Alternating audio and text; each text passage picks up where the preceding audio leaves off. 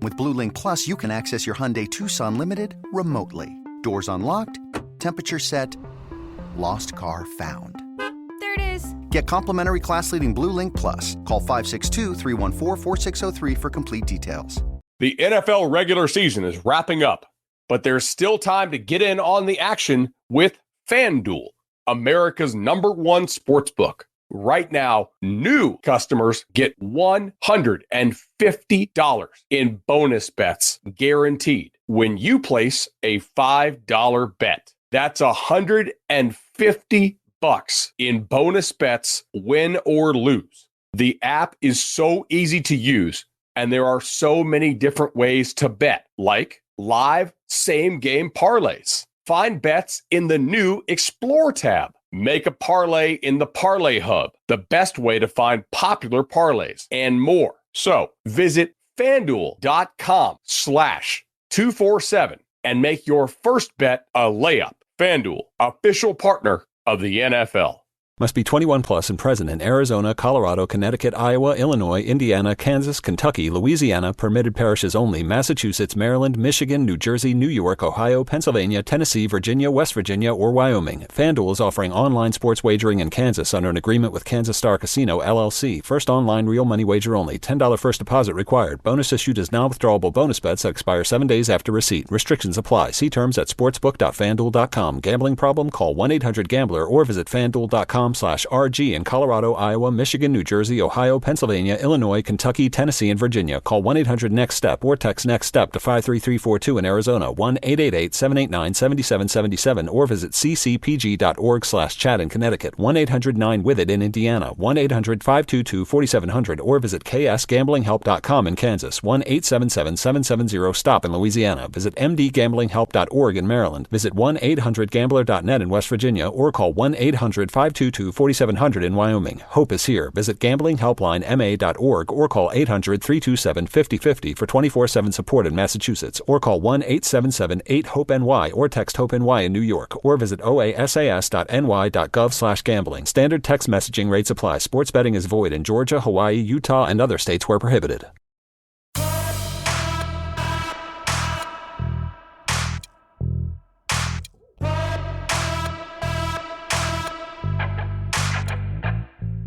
Welcome to the PowerCat Podcast, GoPowerCat.com's Kansas State Athletics Show. Now, here's your host, GoPowerCat publisher, Tim Fitzgerald. Basketball season is here, which means we are back with another season of the shoot around here on Go PowerCat. I am Ryan Gilbert. He is former Wildcat Clint Stewart. Last year, we had Clint on the show here a few times, but Clint's going to be our regular guest on the show. We wanted to keep things simple, and so rather than having a rotating group of guests, Clint will be joining us every week here. This will be up on YouTube. This will also be up on all of our podcasting platforms, wherever you do listen. As always, same thing goes for the Friday walkthrough that Cole Carmody and Monty Spiller do on Go PowerCat. We are also going to be sponsored by Booth Creek Wagyu. Remember to elevate your tailgate this season with our friends from Booth Creek Wagyu. Their ranch is located just north of Manhattan and proudly raises authentic Wagyu beef from farm to table. Visit their retail locations in Manhattan and Overland Park, or online at boothcreekwagyu.com. Clint, obviously K-State coming off of an exhibition victory over Emporia State. We'll touch on that here later on. First of all, I mentioned you're a former Wildcat. You're also the former coach. I guess that's probably weird to say now. The former coach of K-State commit David Castillo. I know you guys keep in touch a lot. He obviously had a lower body injury that he suffered this summer, but it sounds like he's back to normal and is ready for his last season at Sunrise before heading to K-State. Oh yeah, he's excited, and he's already got back and playing and doing really well. Got a chance to connect with him. Actually, this past weekend he was in Manhattan, and so it sounded like had a good weekend there. But he's excited for this season and the opportunity to play obviously on the national stage. I think it'll be really good, and hopefully bode him well as he transitions into K-State next year. So he's excited. He's back and going, and it's going to be a fun season for him. Following Elite Eight run in 2022-23, you lose some key pieces with Marquise Noel and Keontae Johnson, but this team is reloaded with the transfer portal, and also a couple of guys are really expected to step up that were more of role players from last year's squad. So what do you think we should expect from this team here? Maybe the same, maybe less, maybe more. What do you think? I mean, the sky's always the limit, right? And I think we got a lot of good pieces that came in from the portal, but then also some really good freshmen that I think we got a chance to see last night, who are pretty dynamic and are going to be able to have a good season as well. So, you never want to put too much pressure on any team, but I think, for them, it's going to be one day at a time. Obviously, the freshmen are going to have to go through some growing and some learning. But we have the pieces to make another run, and that's what's fun about it. And then obviously the coaching staff with Tang and staff, I mean, they know how to put guys in positions to be successful. And that's what this time right now, first exhibition game, and gearing up towards, our first game against USC. It's so guys can get comfortable in their positions to be able to perform at a high level. So, I think we're picked, sixth, I think, in the Big 12, which is great. I think last year we were picked eighth or something, and none of that really matters preseason. I think what matters is each and every day, our guys are continuing to get better, continuing to and improve. And at the end of the day, end of the season, we'll see where we lie. But one thing I do know is they're going to play hard, and they're going to be ready every single game to compete. And I think that's what voted us well last year is going to do the same this year. We're not going to get into the specifics on Naquan Tomlin, but not having him on the court certainly does hurt your team. But at the same time, maybe that opens up the door for a guy like Cam Carter or Arthur Kaluma, whoever that may be, to go from being a regular scorer like we kind of saw against Emporia State to being a star in the league. And obviously it sucks not to have Tomlin out there, but I think this roster is not only is top heavy to have the players there to score, but also it's deep. Maybe you don't see anybody redshirting on this team. So I'm not going to call it a blessing in disguise or anything like that to not have Tomlin. It's going to be a big blow to not have him on the court when the season starts. But it also does open up the door for other players to get some time. Yeah, and obviously, Tomlin is a key piece to our success for this year, and I think we all know that, and what he brings to the floor, and his leadership on the floor, his activity on the floor, defensively and offensively, be able to make things happen. But at the same time, it allows some other players some opportunities, and that's good for the coaching staff to see as well, right? I mean, we're the goal is to see who's going to be able to play big time minutes and in certain spots within the game, and then more guys that have confidence, and the more guys that the coaches have confidence in those big time minutes, big time spots in the game. I think it's going to just make us even better and even harder to guard and harder to prepare for. So, obviously we miss Tomlin, and looking forward to getting them back in the lineup and with the team. But in the meantime, and it's next guy up, during this time, and allow some of the freshmen to grow a little bit quicker as well, because they're going to be getting some playing time that maybe they didn't get, initially. So I think it's like I said, don't want to say blessing in disguise, but I think in the long run, I think we're going to be in a good position. Day-Day Ames was the first player to come off the bench, a freshman, like you mentioned. All three of those guys showed some flashes. RJ Jones had the buzzer beater against Emporia State right before the half. And then Michaela Britch is just an animal out there. He's got some explosiveness to his play. All three of those guys, man, the future is bright for K-State basketball. What did you see just on the court in that exhibition game? I know we can't put a bunch of stock into the game against Emporia State. The game against USC is really what will matter. But what did you see from those three freshmen?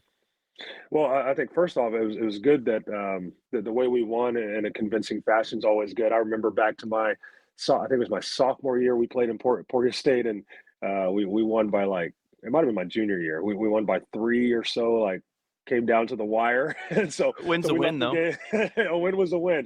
Didn't lose to Fort Hays State. Right.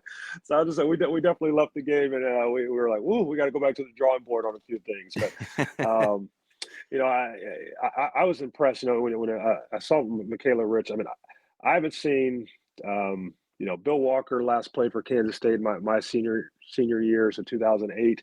And the closest thing I've seen since then is Michaela Rich. I mean, just the way he was able to just catch the basketball and go up and dunk the athleticism of dunking the basketball. I was like, that looks like Bill Walker is circa 2008.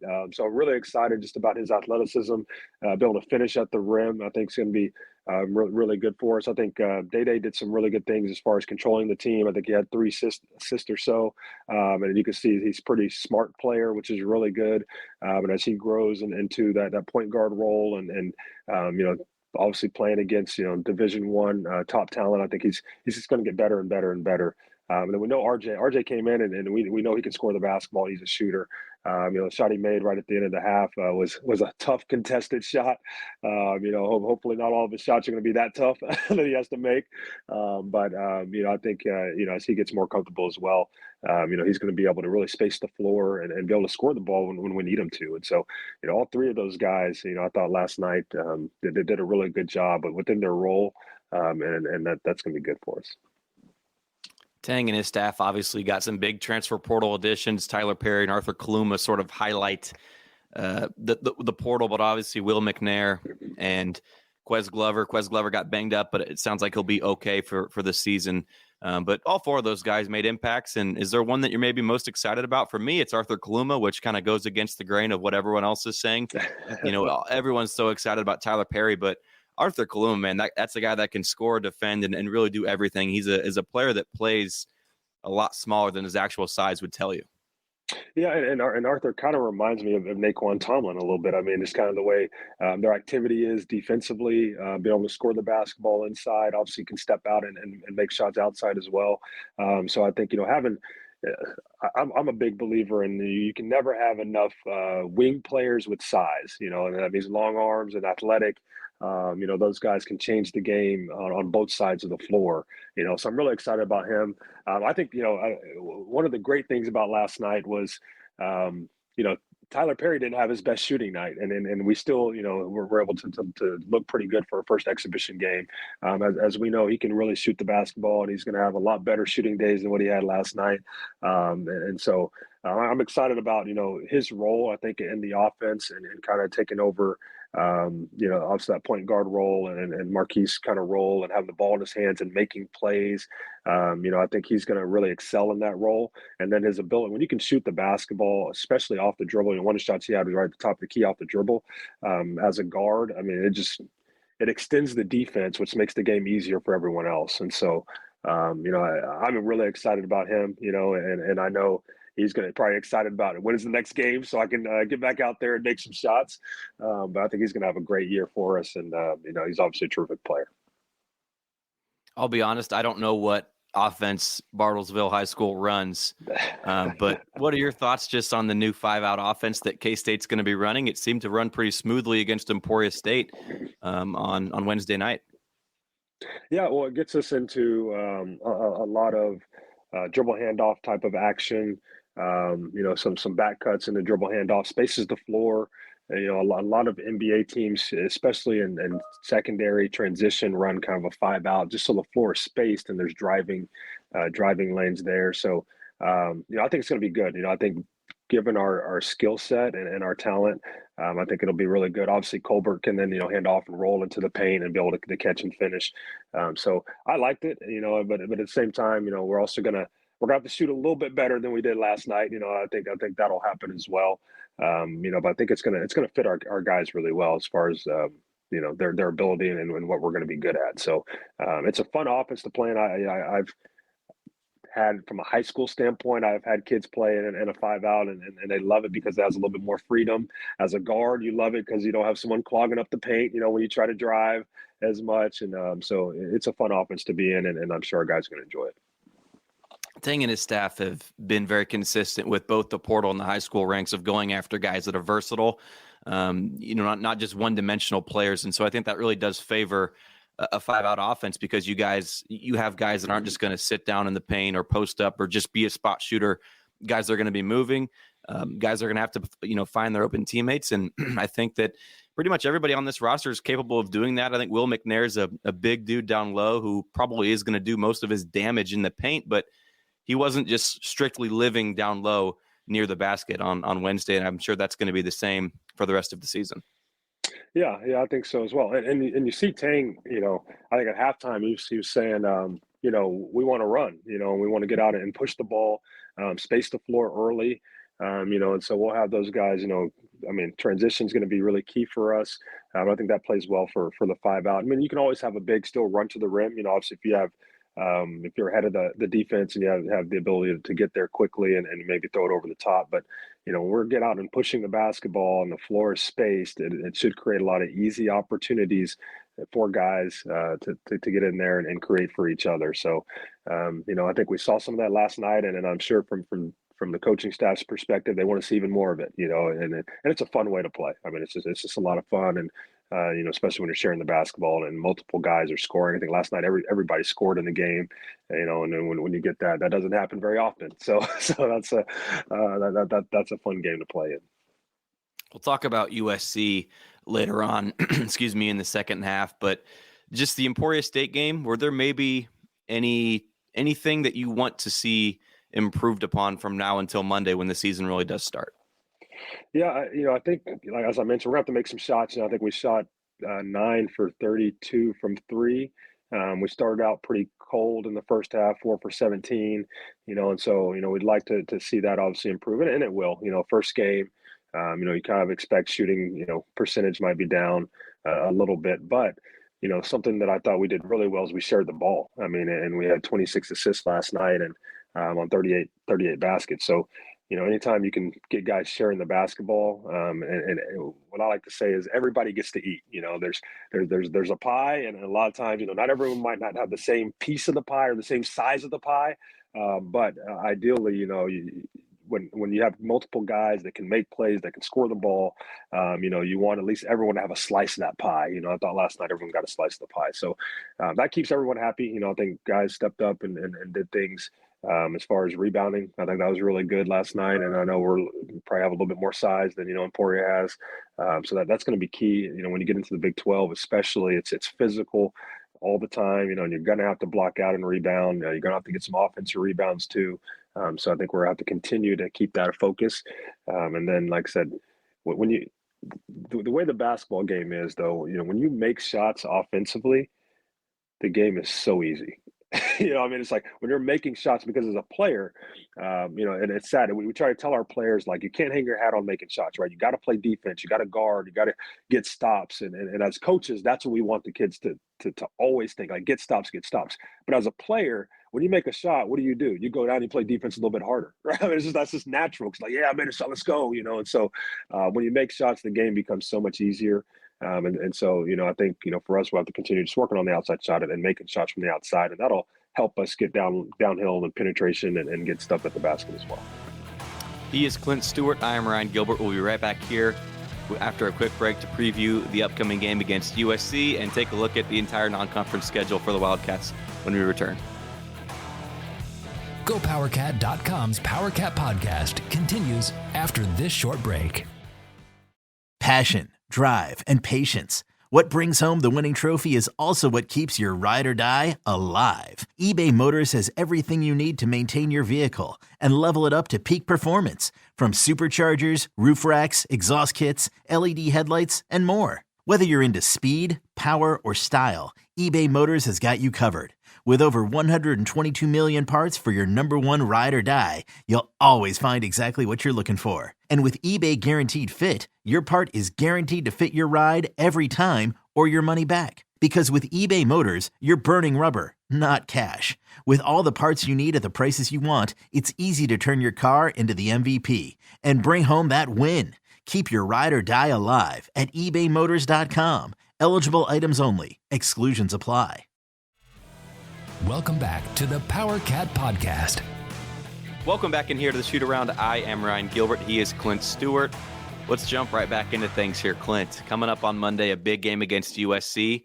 Jerome Tang has been pretty outspoken about playing on TNT, national television, and just the players that he has brought to K-State are what draws the television's, you know, crew, the television games to televise K-State, if that makes sense. And so playing on national TV to open up college basketball doesn't get better than this.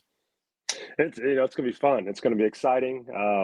You know, and playing against a top, you know, 25 team as well. So it's an opportunity not only for K-State to jump out the gun and make a statement early, but also just for the brand. I mean, I think for for all Power Cats and then be able to see that Power Cat out there, on national television. It's a good game for recruits to watch. And so it's big for the brand, it's big for the program, big for the team. And anytime you get a chance to start out and you're playing, like I said, what's considered to be a top 25 team right out the gate, then you can make a name for yourself as well. So, a lot of people want to see, who are we and what are we about, right? They know what we did last year. They know that we had, obviously lost some key pieces, but we added some key pieces as well. And so it should be fun. It's in Vegas, so it's going to be wild. Tang mentioned after the Emporia State game, win or lose, you'd love to win the game, but win or lose, this is where you find out a lot about your team, more in a competitive setting that K-State's going to have against USC. So you're going to learn a lot about your team. K-State had Taj Manning into the starting lineup against Emporia State. I want to ask you, do you think that K-State's going to keep that size in the starting lineup? You look at Manning's game, he didn't do a whole lot. Stat line was rather underwhelming. So do they keep this big lineup without Tomlin, and they don't want to sacrifice that with Manning? Or do you roll with a guy like Quez Glover, some other smaller guard off the bench and play smaller?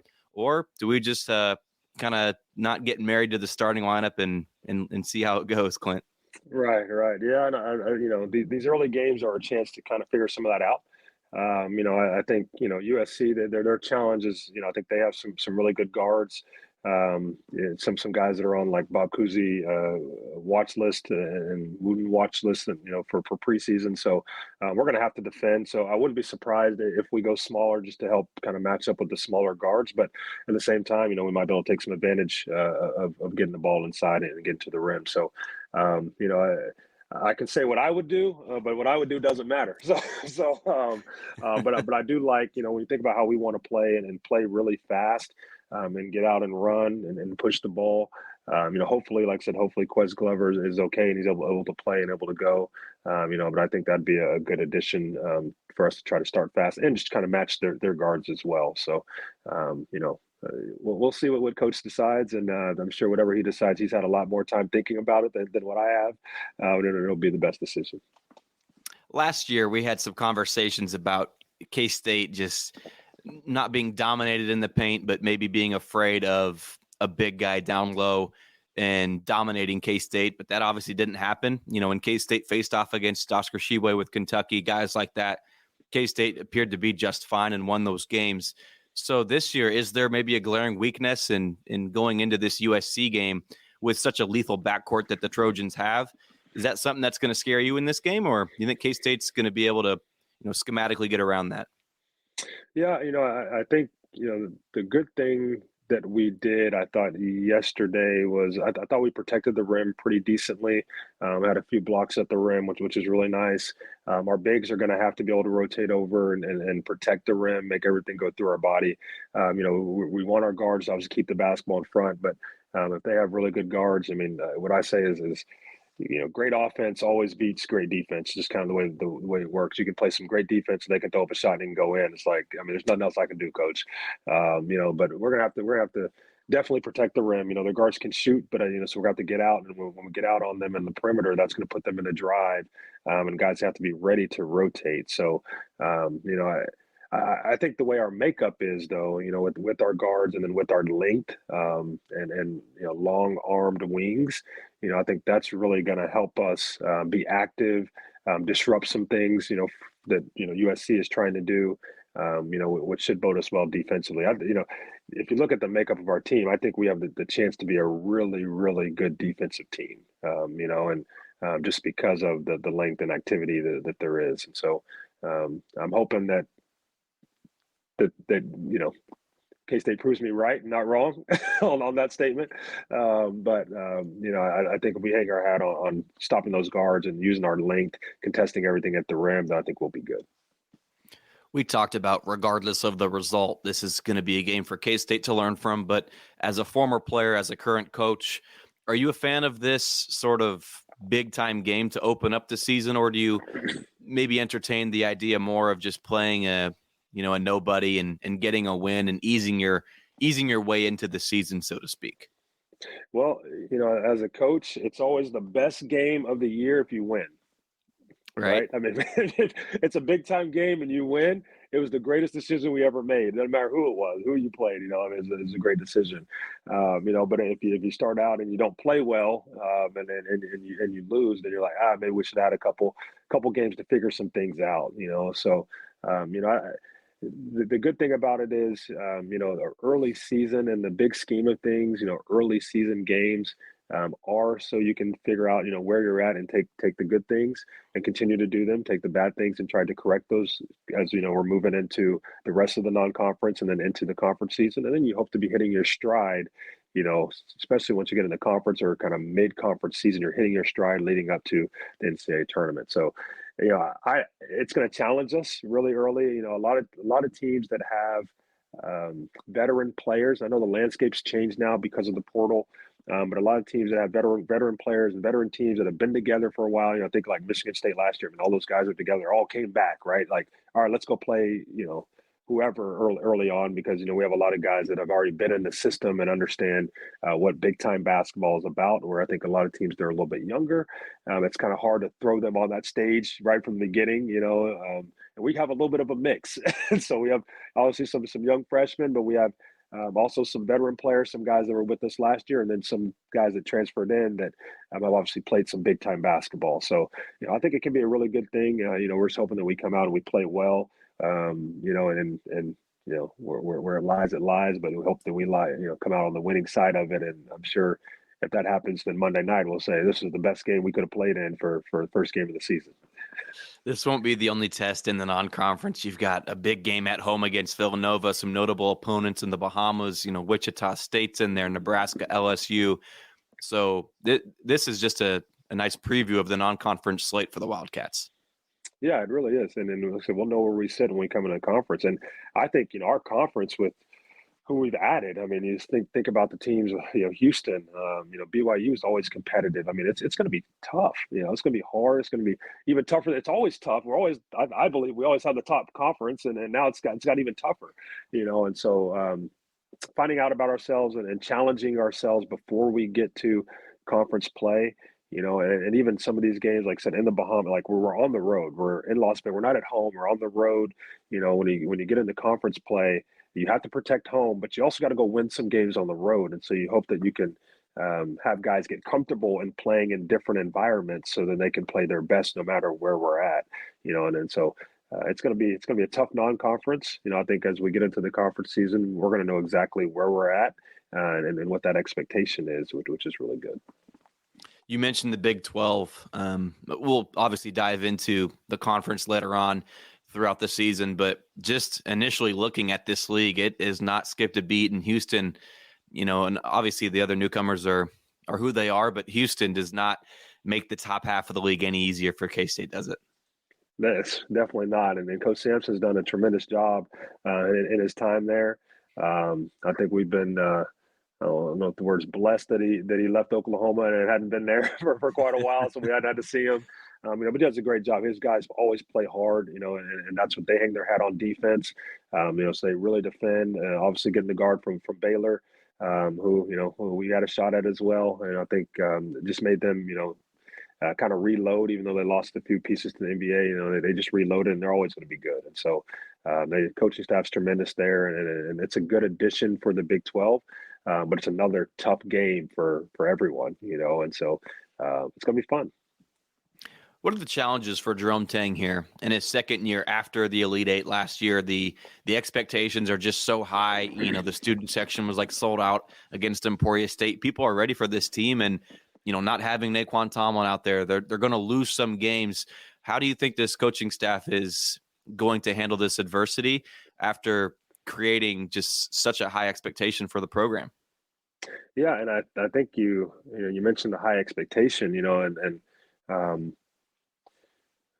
with good works comes high expectation, right? And so high expectation is a good thing to have. If you didn't have high expectation, that means people aren't excited about the product that you're putting out there on the floor, right? They're not excited about the guys, the team, and you want people excited about those guys that are going out on the floor and battling every single game and every single day in practice, right? So that's a good thing to have.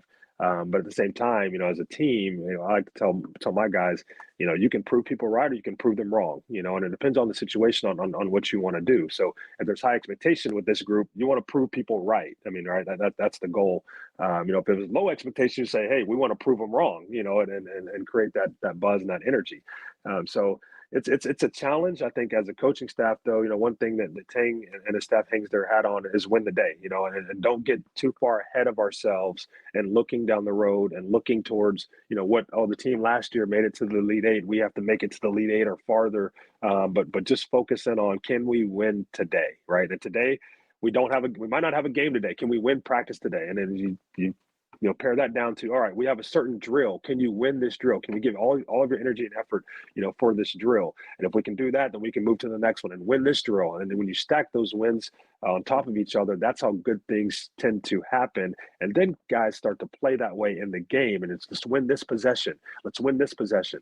I told my guys yesterday, we were practicing and they were two teams were going into it. One team was up 9-0, and the other team started coming back and made a run and ended up winning 11-9. They went on an 11-0 run, ended up winning 11-9. Well, it was 9-8, and that team, they knew it was like they were on defense. They had to get a stop and then go down and score. And first time they started saying, hey, one stop. They got the stop, and then they went down and scored it and won the possession, won the game that we were playing. And I told them, I said, why do we wait till it was 9-8 to start saying one stop?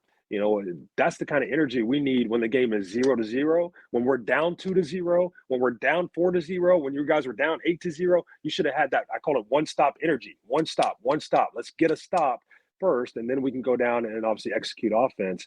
And so that goes back to, can you win each possession and win each day? And if you do that and you stack those upon each other, then at the end of the season, you'll say, hey, we met those expectations, those high expectations that everyone is excited about. So, I know that's what the coaching staff is focused in on. And I think that's where they have to keep their focus. Otherwise, you get too far ahead of yourselves and then you start putting yourself in not a good situation. I don't know if you've seen this, but Jerome Tang has said that applications for leaders are still being accepted on his team. Is that a good thing, or is that a bad thing? I personally don't know what to make of this whole thing. You want leaders on your team, but at the same time, you've got to earn that spot to be the guy that other players on the team respect. Yeah, and you got to earn it, and you can do that in several different ways. One by the actions that you take and kind of walking the walk, not just talking the talk, and then two by I think your voice can be important, but you can't have a voice if you haven't walked the walk. And I think that's where there's a lot of disconnect in players that want to be leaders or think themselves as a leader, but yet they're not walking the walk. And it's sometimes that walking the walk, it's like, as coaches, we want players to stay after and get shots up on their own time, right? And so if you want to be a shooter and you want to be able to shoot in the games and shoot, we're us as coaches, we're saying, yeah, that's a good shot, shoot it.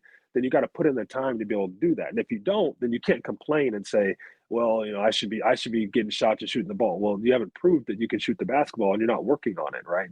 And so, I think there's that walk the walk piece, that leaders and coaches are always looking for that in their leaders, as well as the voice on the floor that echoes what the coaching staff is trying to get done, and being able to be that calming factor when things are going, when there's low adversity and things aren't going well. But then also being able to hype other guys up and keep everyone like pushing forward when things are going well, right? It's easy when things are going good. It's easy to hype guys up, but some guys will get in their feelings because they might not be the one that things are going well for, right? My teammates are making shots, but I ain't making shots. Okay, good, cool, right? You want someone that's really selfless in those roles and in those positions that doesn't matter whether they're getting the baskets or whether they made the pass or whoever, like they're excited for the success of the entire team. And those are the guys that you want to be your leaders. So I'm sure for Coach Tang, he's analyzing that on a daily basis, right? And like I said, applications are being taken, and he's definitely searching and seeing, all right, who's going to step up and into that role and be able to lead us, in this conference and in this season. I'm personally curious, who was the best leader that you played with at K-State, or were you the leader of all your teams? Yeah, I mean, ideally, you would like for your point guard to at least be one of your leaders, because they're going to have the ball in their hands the most of the time. They're going to be the ones calling out the plays, talking, communicating on defense. They're also the head of the snake, because they're guarding the other team's point guard. So if your point guard can guard and they can pressure, that sets the tone for the defense.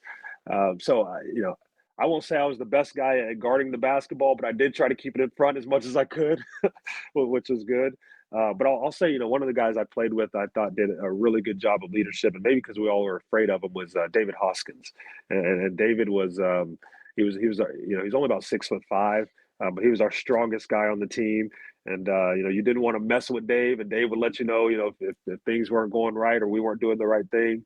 And so he was a really good leader for us. And unfortunately, my senior year, he needed knee surgery and wasn't able to play my senior year. I think he would have made. But like I said, that leadership is always important, and for any good team, you have to have good leaders.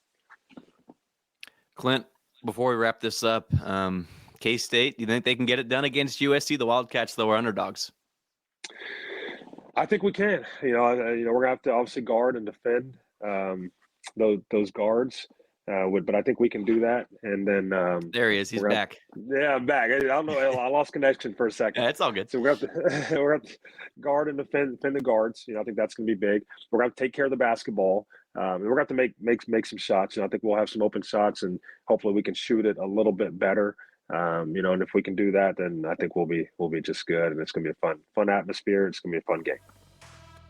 He is Clint Stewart. I am Ryan Gilbert. We will be back here next week to break down K-State's game against USC. Hopefully we're talking about a W, Clint, but I appreciate you taking time with us, man.